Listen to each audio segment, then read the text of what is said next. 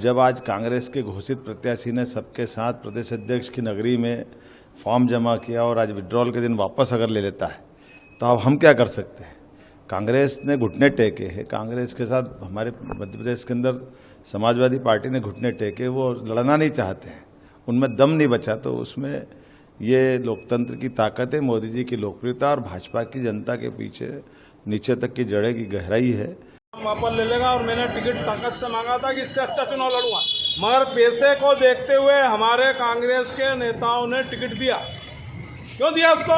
क्या योगदान था उसका कांग्रेस के लिए? क्या योगदान था? कौन सा उसने संघर्ष करा कांग्रेस के लिए जो आपने उठा के उसको टिकट दे दिया? क्यों दिया? ये पार्टी हाईकमान को देखना चाहिए। आप हमारे जैसे कार्यकर्ताओं को मार रही है कांग्रेस। हमने जब टिकट मांगा दमदारी से मांगा, हम लड़ेंगे चुनाव, और आज भी हम यहाँ अकेले खड़े दमदारी से, मगर वो निकल गया, हम बताते फिर उसको। नहीं, उसमें क्या पार्टी की गलती है? पार्टी क्यों देती है ऐसे लोगों को पैसे देखकर? बस पैसे दो, टिकट पैसे से दो, तुम पैसा देख के टिकट देते हो, काम का आधार नहीं बनाते हो। नमस्कार, मैं हूं संजीव श्रीवास्तव, आप देख रहे हैं 4 PM news network. Madhya Pradesh आज देश और दुनिया में गूंज रहा है। गूंज इसलिए हो रही है कि मध्य प्रदेश में भी सूरत जैसा एक कांड हो गया है। मध्य प्रदेश के व्यावसायिक नगर इंदौर में कांग्रेस के एक उम्मीदवार अक्षय कांति बम ने बम पटक दिया है। उन्होंने आज नाम वापसी के अंतिम दिन अपना नामांकन पत्र वापस ले लिया है और मैदान से हट गए, और इसके साथ साथ वे भारतीय जनता पार्टी की गोद में जा बैठे हैं। इस पूरे मसले, इस पूरे किस्से की भारत के साथ साथ देश और दुनिया में धूम मची हुई है।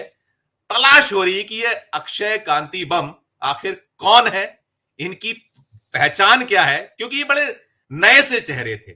जब इंदौर जैसे शहर से इन्हें टिकट मिला था तो बड़ी एक आश्चर्य मिश्रित प्रतिक्रियाएं हुई थी कि ये मिस्टर बम है कौन। दरअसल इंदौर वो शहर है जहां से लोकसभा की अध्यक्ष सुमित्रा महाजन लगातार 8 बार सांसद रही हैं। इंदौर का प्रतिनिधित्व उन्होंने लोकसभा में किया है, और इसमें जो अभी मौजूदा भारतीय जनता पार्टी के प्रत्याशी हैं वो पिछले चुनाव को भी जीते थे और उनकी अपनी एक अलग पहचान है। और ये ऐसी सीट थी कि जिस पर 1989 से लगातार भारतीय जनता पार्टी जीतती चली आ रही है। तो ये बड़ा सवाल ये खड़ा हुआ है कि अक्षय कांति बम ने आखिर ये कदम उठाया क्यों। पत्रकारिता में जो सवाल होते हैं उसमें वही सवाल होते हैं, क्या, क्यों, कब, कैसे, कहां। तो जो तमाम सवाल हैं इनकी खोजबीन हो रही है, और 4 PM ने भी एक ऐसे शख्स को खोजा है जो अक्षय कांति बम के पारिवारिक मित्र हैं। बीते 3 दशकों से उनकी मित्रता है, और हमें पता यह भी चला है कि वो मिस्टर बम के लीगल एडवाइजर भी हैं, सीनियर एडवोकेट हैं अजय बागड़िया। तो हम ये डिकोड करने की कोशिश करेंगे। चलेंगे सीधे अजय बागड़िया साहब के पास। अजय जी, आपका बहुत बहुत स्वागत है इस खास कार्यक्रम में। हम सबसे पहले तो आप अपना परिचय स्वयं दीजिए कि आपकी अक्षय कांति बम से आखिर पहचान क्या है, कब से आप उन्हें जानते हैं। और मुझे ये पता है कि जब उनका टिकट फाइनल हुआ था तो जो खुशी मनाने वाले लोग थे उसमें एक आप बहुत ही ऐसे शख्स थे जिन्होंने बहुत खुशियां मनाई थी। तो पहले अपना परिचय दीजिए, फिर मैं आगे की बात शुरू करूंगा। संजय भाई, मैं अक्षय कांति बम से पारिवारिक रूप से पिछले 3 दशकों से जुड़ा हूं, क्योंकि अक्षय कांति बम के जो फादर हैं कांति काका, उन्हें काका के नाम से संबोधित करता हूं। मेरे पिताजी के बड़े परम मित्र हैं, हमारी पारिवारिक मित्रता रही है। अक्षय के फादर ने, कांति काका ने, जब कॉलेज खोला तो कॉलेज खोलने में जो भी सहायता मेरे परिवार द्वारा चाहिए, आर्थिक की बात नहीं कर रहे हो, अन्यथा क्योंकि लॉ कॉलेज था और हमारा पूरा परिवार एक लॉ पृष्ठभूमि से आता है, तो जो भी मदद थी हमने करी है। और समय समय पर अलग अलग जगह पर अक्षय को मैंने जो भी समर्थन दे सकता था, मैं राजनीतिक हो अन्यथा हो, मैंने छोटे भाई की तरह ट्रीट करके हमेशा उसे समर्थन दिया। वहां तक भी कोई दिक्कत नहीं थी। विधानसभा के टिकट जब अक्षय कांति बम का काटा गया तब भी मैंने पुरजोर प्रयास ये करा था कि राजा मंधवानी जी की जगह, मैं स्पष्ट आपकी चैनल पे कह रहा हूँ, विधानसभा क्रमांक क्षेत्र से अक्षय को टिकट दिया जाए। यंग, एनर्जेटिक, स्मार्ट, इंटेलिजेंट, शिक्षाविद व्यक्ति थे और दुर्भाग्य से टिकट नहीं मिला, राजा मधवानी जी को टिकट मिला, कोई दिक्कत की बात नहीं। उसके बाद जब लोकसभा का टिकट आया तो मैं नाम लेकर के कह रहा हूं कि 2 दिग्गज नेताओं को व्यक्तिगत मैंने फोन करके प्रार्थना करी थी कि अक्षय कांति बंद को आप टिकट दीजिए, आपको निराश नहीं करेगा, ताकत से चुनाव लड़ेगा। और चुनाव, मैं ये नहीं कहता कि मेरे कहने मात्र से उसे टिकट मिला, लेकिन कहीं ना कहीं अगर 100% किसी काम में था तो 1% मेरा योगदान भी अक्षय को टिकट संसदीय क्षेत्र का दिलवाने में मेरा हाथ था। यहाँ तक भी कोई दिक्कत नहीं थी। चुनाव के जो प्रचार प्रसार, जो हमारा प्रोफेशनल कांग्रेस का, मैं प्रदेश अध्यक्ष हूँ ऑल इंडिया प्रोफेशनल कांग्रेस का, उसमें प्रचार प्रसार में जो मुझसे सहायता बन सकती थी, जो अलग अलग लोगों को मैं कह सकता था, मैंने कहा शिक्षाविद होने का, फैमिली बैकग्राउंड का, बहुत फैंटास्टिक फैमिली बैकग्राउंड रहा है अक्षय का। ये सारी बातें मद्देनजर रखते हुए आज दिल को बड़ा कुठाराघात सा महसूस हो रहा है। आज दिल पे एक चोट सी लगी है कि ऐसा क्या कारण था कि अक्षय हम मझधार में हमको छोड़ करके चला गया, ये अच्छी तरह जानते हुए कि नामांकन भरने की आखिरी तारीख निकल चुकी है और कांग्रेस आज की स्थिति में उसका कैंडिडेट उतारने की स्थिति में अब नहीं है। तो हमने वर्चुअली प्लेटर पे ऑफर कर दी है भारतीय जनता पार्टी को वो सीट जो कई सालों से हम देख रहे थे कि वैसे भी भारतीय जनता पार्टी के, लेकिन अगर लड़के हारता दुख नहीं होता, अपनी लड़ाई लड़ता, पुरजोर लड़ाई लड़ता, हमारे समर्थन से लड़ता और हमारे साथ खड़ा रहता तो शायद इतनी दिक्कत नहीं होती। नहीं, निश्चित आपने बिल्कुल ठीक कहा अजय जी। सबसे खास बात है कि 27 लाख वोटरों वाला शहर है इंदौर। मध्य प्रदेश में 29 जो सीटें, उसमें इंदौर ऐसा एक लोकसभा क्षेत्र है, वो सीट है जहां इतनी बड़ी तादाद में वोटर हैं। और आपने जो कहा, हम भी यही सहमति जताते हैं कि कहीं ना कहीं जो ये वोटर है उसको हक मिलना चाहिए। अभी हमने देखा सूरत में एक कांड हुआ था, उस सूरत में जो कांड हुआ था, उस कांड में वहां भी वोटरों ने अपने आप को ठगा, और आप तो खुद ही ठगे माने जा रहे हैं अपने आप में। तो चूंकि आप उनके पारिवारिक मित्र हैं, लीगल एडवाइजर हैं, वो सवाल हम वही खोजने की कोशिश कर रहे हैं कि आखिर ऐसा क्या हुआ। निकल कर यह आता है कि उनके खिलाफ कोई 17 साल पुराना एक मामला, धारा 307 का, उसको बढ़ा दिया गया। तो क्या ये केवल 307 बढ़ जाने से दहशत पैदा हो गई, उसके चलते हुए सरेंडर हो गए? कैसे देखा और माना जाए? मुझे ये पता चला है कि वो जो पिटीशन तैयार हो रही थी वो आप ही के दफ्तर में तैयार हुई है। क्या मामला, क्या मसला है, थोड़ा सा उस पर प्रकाश डालिएगा।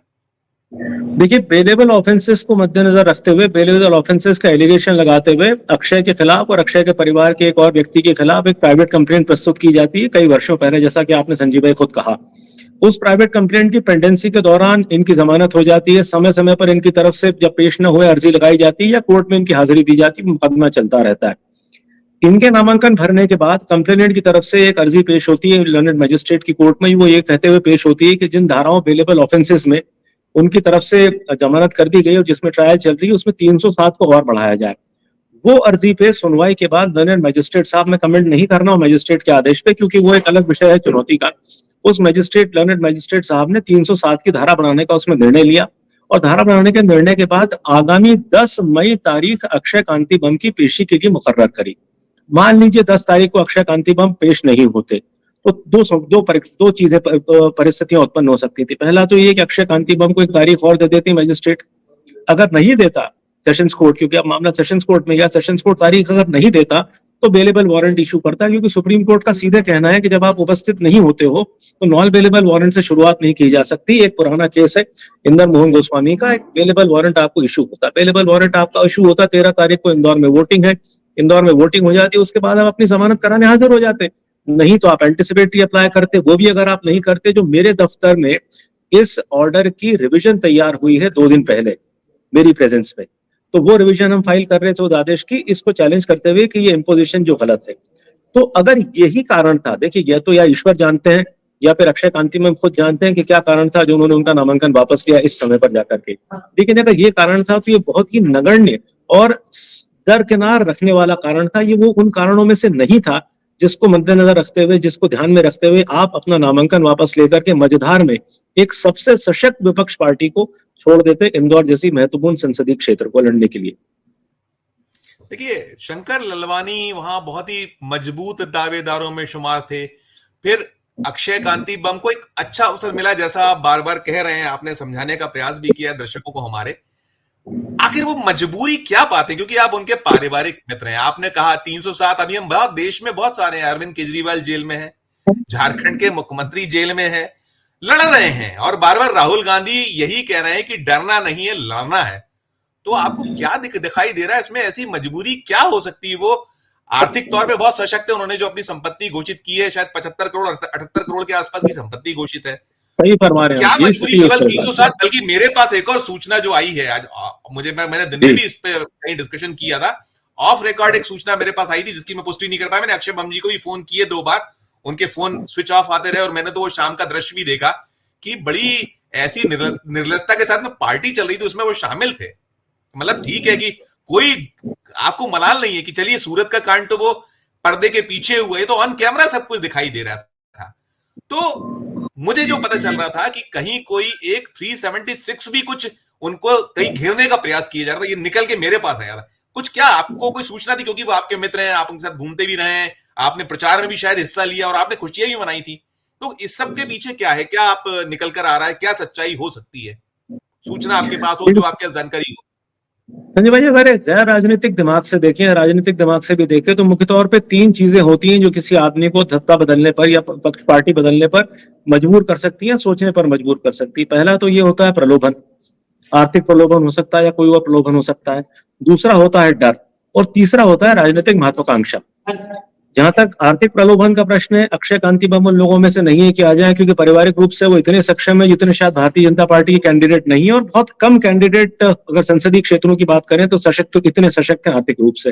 रहा सवाल डर का, तो 307 धारा का लगना इतना बड़ा कारण नहीं है कि जिसको डर करके आप अपना कैंडिडेचर वापस ले लें और पार्टी को मझधार में छोड़ दें। रहा सवाल राजनीतिक महत्वाकांक्षा का, तो मैं आपके माध्यम से जानना चाहता हूं कि भारतीय जनता पार्टी इस तरीके से, जिसमें संसदीय चुनाव के लोगों को लेकर के और आज इस पार्टी को बना रही है भारतीय जनता पार्टी, तो कांग्रेस मुक्त भारत तो हुई नहीं, लेकिन कांग्रेस युक्त भारतीय जनता पार्टी जरूर हमारी बन गई है। आप अच्छी तरह समझ सकते हैं मैं क्या कह रहा हूं। और ऐसे लोगों को जो नैतिक तौर पर, जो जिसको कहना चाहिए कि जिनकी धरोहर कांग्रेस पार्टी रही है, जो मझधार में छोड़कर के अपनी पार्टी, अपनी विचारधारा बदल के आपके पास जुड़ गए हैं, तो उन राजनीतिक महत्वाकांक्षा रखने वाले व्यक्तियों को आप लेकर भी क्या करोगे? अरे भाई, जो जिसका था उसका नहीं हुआ तो तुम्हारा कैसे हो जाएगा? ये तो आप सोचिए। तो मुझे तो समझ में नहीं आ रहा कि ऐसी क्या मजबूरी थी।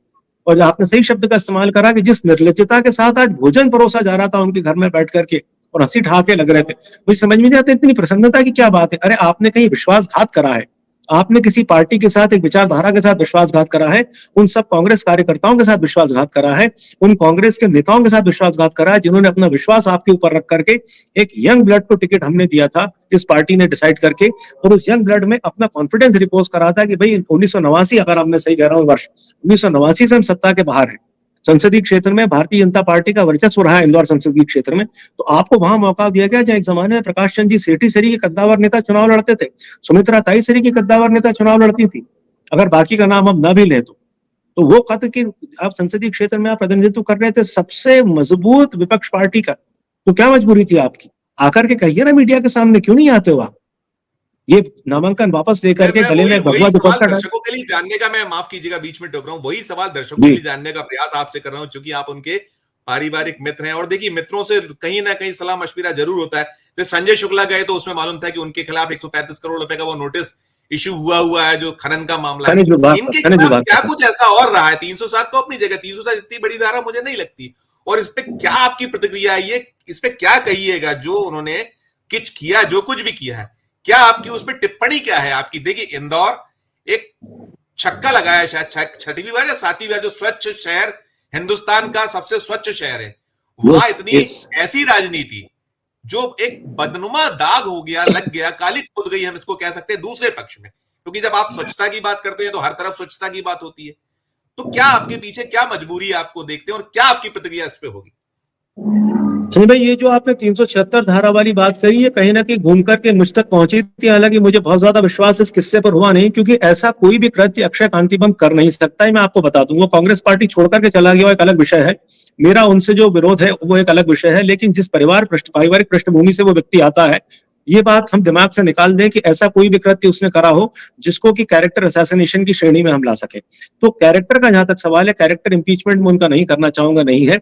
लेकिन वही प्रश्न है कि या सिर्फ राजनीतिक महत्वाकांक्षा थी? और राजनीतिक महत्वाकांक्षा अगर आपकी इतनी कि सत्ता पक्ष के साथ आपको रहना है, तो जब आपको टिकट देगा तब आपको निर्णय कर लेना था कि मैं इस टिकट पे चुनाव नहीं लड़ूंगा।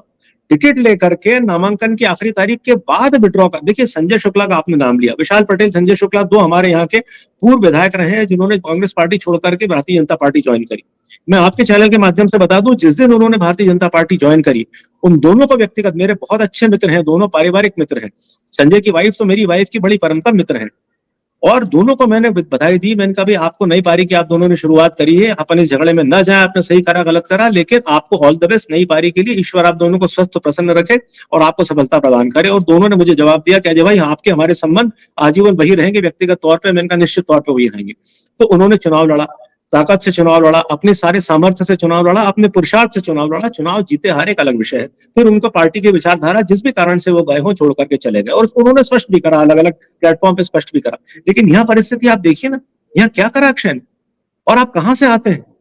मैं निश्चित तौर पर आपके माध्यम से कहना चाहता हूं संजीव भाई कि अगर अक्षय, मुझे तो छोड़ दीजिए, मुझसे तो बात ही नहीं करी, जब ये निर्णय, जब ये इस बात की खबर मुझ तक पहुंची, मैंने इमीडिएटली अक्षय को फोन लगाया, अक्षय ने मेरा फोन काट दिया और अभी तक उसका पलट के फोन नहीं आया है। अगर अक्षय कांति काका से भी बात कर लेता तो मैं निश्चित आपको बता दूं, कांति काका खुद अक्षय को रोक लेते कि ये अधर्म है, ये मत करो, ये किसी सूरत में राजनीतिक, तुमको राजनीतिक जो भी महत्वाकांक्षा हो या जो भी मन डर में हो या जो भी प्रलोभन तुम्हारे सामने रखा गया हो, अपने बारे में किसी के मन में ये विचार आने से पहले तो अपने आप को खत्म करना बेहतर होगा। आप इस स्थिति में आ गए हैं कि आपके खिलाफ आक्षेप लग रहे हैं, लांछन लग रहे हैं, तरह तरह की बातें हो रही, तो आप क्यों लाए। तो ये व्यक्तिगत निर्णय कहीं ना कहीं मुझे जो लगता है अक्षय का है। हाँ, आसपास के लोगों ने जो भी, अब देखिए लोकतंत्र को किस तरीके से भारतीय जनता पार्टी अलोकतांत्रिक तरीके से देश को चलाना चाहती है एक अलग विषय पर, उस पर मैं बात नहीं करना चाहता। और मैं एक बात और स्पष्ट कर दूं आपके माध्यम से कि मैं भारतीय जनता पार्टी की बिल्कुल गलती इसमें नहीं ढूंढ रहा हूं। देखिए वो अपना राजधर्म निभा रही है।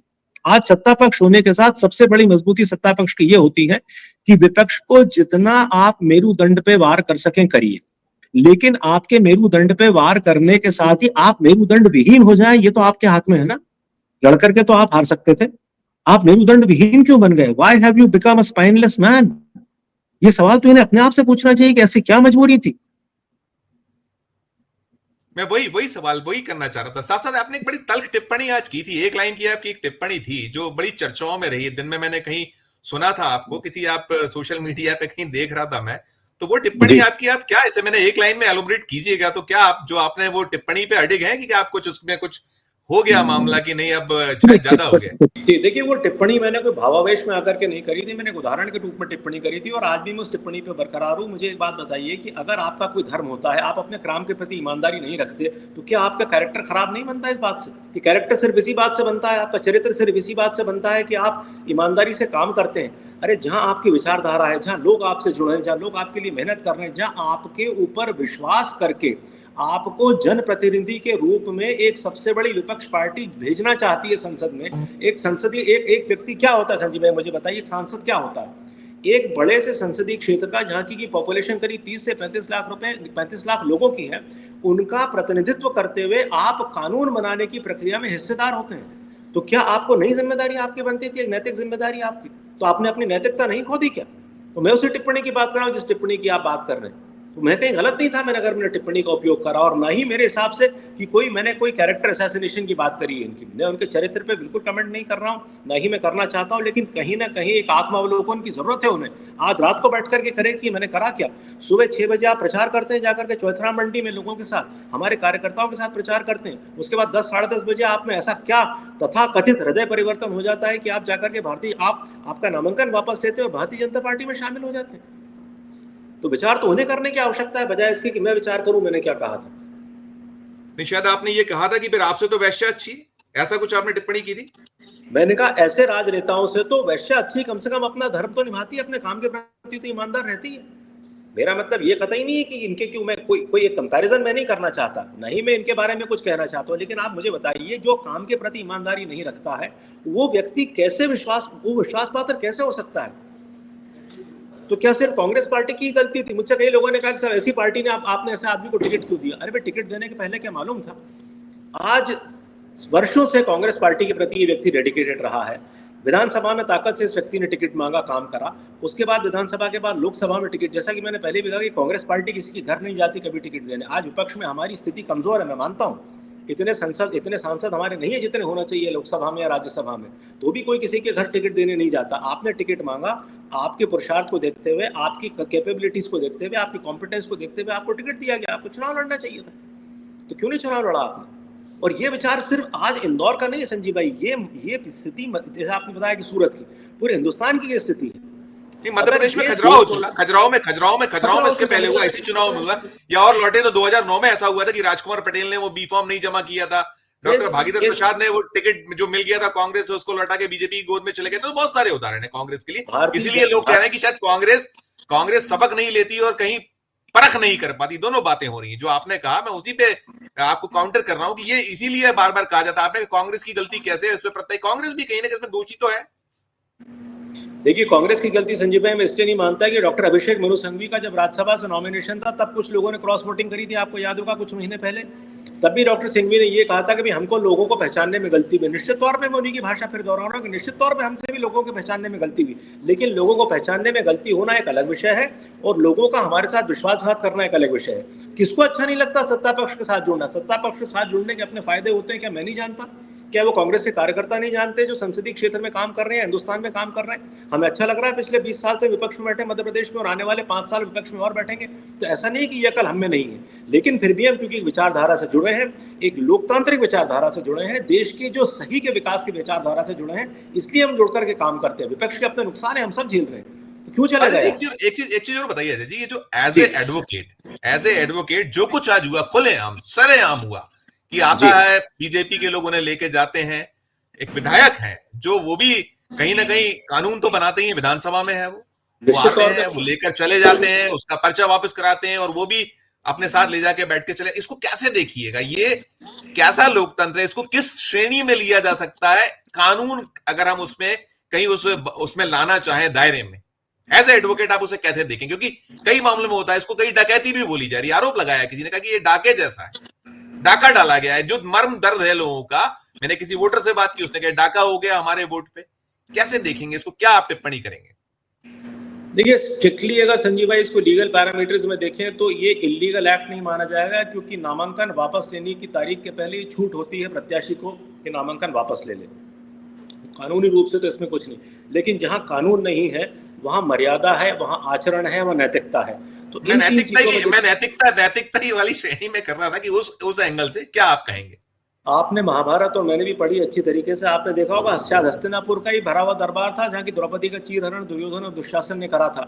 मैं इसको श्रेणी में रखता हूँ कि आज लोकतंत्र का चीरहरण फिर से हुआ है, और लोकतंत्र के चीरहरण में ये द्रौपदी नहीं थे अक्षय बम साहब, ये चीरहरण करने के साथ देने वाले या कम से कम मूक दर्शक बनकर के मौन रूप से स्वीकृति देने वाले उस चीरहरण को तो व्यक्ति थे।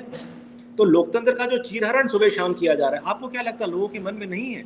अरे ये किस तरह का लोकतंत्र है? आप सत्ता से क्या चाहते हैं? सत्ता का कितना दुरुपयोग करेंगे आप? ठीक है, आपने एक आदमी आज रख लिया अपने पास में, मैं नहीं जानता उसको खरीदा है या डरा है या प्रलोभित किया है या आपकी शक्ल देख के वो आपके पास आ गया, मुझे इस झगड़े में नहीं पड़ना। लेकिन प्रश्न है कि जो हुआ वो तो निश्चित तौर पर गलत हुआ। क्या इस तरह से आप इसलिए आप सत्ता में आए थे? और आप बात करें कांग्रेस मुक्त भारत की, संजीव भाई थोड़ा सा अगर पीछे जाएं तो मैं जानना चाहता हूं कि कांग्रेस मुक्त भारत क्यों? जहां कांग्रेस मुक्त भारत की बात करते हैं वो विपक्ष मुक्त भारत की बात करते हैं, क्योंकि कांग्रेस सबसे सशक्त विपक्ष है। तो आप विपक्ष क्यों नहीं चाहते? क्यों आप नहीं चाहते अपनी चीजों पर डिबेट हो? आप क्यों नहीं चाहते कि अपनी बातों में विचार विमर्श हो? आप क्यों नहीं चाहते कि आपका निर्णय जो है वो किसी एक कसौटी पर खरा उतरे और उसको इंप्लीमेंट करने के पहले कोई सामने वाला उस पर प्रश्न चिन्ह लगा सके? क्यों नहीं चाहते आप विधायक हैं, जैसा आपने अभी कहा, आपके शब्दों में मैं आप ही ने कहा कि भाई विधायिका का हिस्सा है, वो लोकसभा हो कानून पास करने की, राज्यसभा हो, स्पेशल हाउस हो या विधायिका हो, लेजिस्लेटिव असेंबली हो, तो कानून बनाते वक्त आप चाहते हैं कि पूरे तरह से कानून आप बनाएं, आप चाहते हैं पूरी सत्ता आपके हाथ में रहे, अपना देश चलाएं। Power corrupts and absolute power corrupts absolutely. जितना सच आज से 100 साल पहले था उतना ही सत्य ये आज भी है, और हम इसको देख रहे हैं आज। तो ये तरीका गलत है, ये इसलिए मन में तकलीफ होती है। आपका मेरा जीवन तो कोई 10, 15 साल, 20 साल और चलेगा, लेकिन आने वाले समय में जो लोग इस पर तालियां बजा रहे हैं वही लोग एक दिन इन्हीं की बारी आएगी। जो लोग आज इस पर खुश हो रहे हैं और एक दूसरे को बधाई दे रहे हैं, कल उनकी बारी आएगी। आज मेरी बारी है, हो सकता है कल आपकी हो, फिर उन लोगों पे हो जो आज इस पे ताली बजा रहे हैं। ये गलत हो रहा है, इसको रोकना बहुत ज्यादा जरूरी है। बिल्कुल बिल्कुल।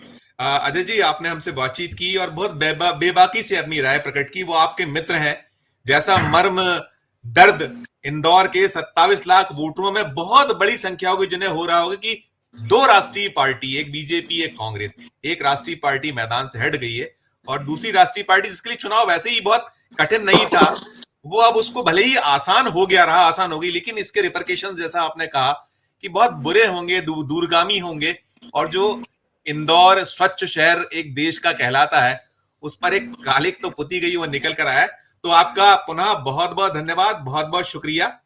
तो ये थे अजय बागड़िया, जो अक्षय कांति बम के बहुत पुराने साथी हैं, पारिवारिक मित्र हैं, और उनका दर्द, उनका मर्म भी कहीं ना कहीं वैसे ही झलक रहा है जो कहीं ना कहीं इंदौर में 40,000 के लगभग नए वोटर हैं, उनके मन में भी कहीं ये तो होगा ही होगा, मर्म होगा कि उनके हाथों से एक अवसर चला गया। और अक्षय कांति बम के जो अजय जी लीगल एडवाइजर के साथ साथ चूंकि वोटर भी हैं, पार्टी से भी जुड़े हैं, तो उनका दर्द, उनका मर्म भी साफ साफ है। और ये साफ कह रहे हैं वे कि एक बार फिर चीरहरण हो गया है, वो जो महाभारत काल में द्रौपदी का चीरहरण हुआ था, और यहां जो सत्ता में बैठे लोग कैसे लोकतंत्र का चीरहरण अपहरण कर रहे हैं, उसका ये परिदृश्य है। और ये परिदृश्य भले ही आज अच्छा लग रहा हो उनको खुद को, जिन्होंने ये सब कुछ किया, लेकिन आने वाले वक्त में यही सब कुछ उल्टा भी उनके गले पड़ सकता है। तो आज की इस चर्चा में इतना ही। हम फिर किसी नए विषय, किसी नई चर्चा के साथ आपके समक्ष उपस्थित होंगे। हमारी अपील कि हमारे इस वीडियो को अधिक से अधिक लोगों से शेयर करें और इस वीडियो के कमेंट बॉक्स में जाकर कमेंट जरूर करें कि चर्चा आपको कैसी लगी। हमारे चैनल को लाइक करें, सब्सक्राइब करें, और यदि आपने हमारे चैनल को ज्वाइन नहीं किया तो ज्वाइन भी जरूर करें और देखते रहें 4 PM न्यूज नेटवर्क। धन्यवाद, नमस्कार।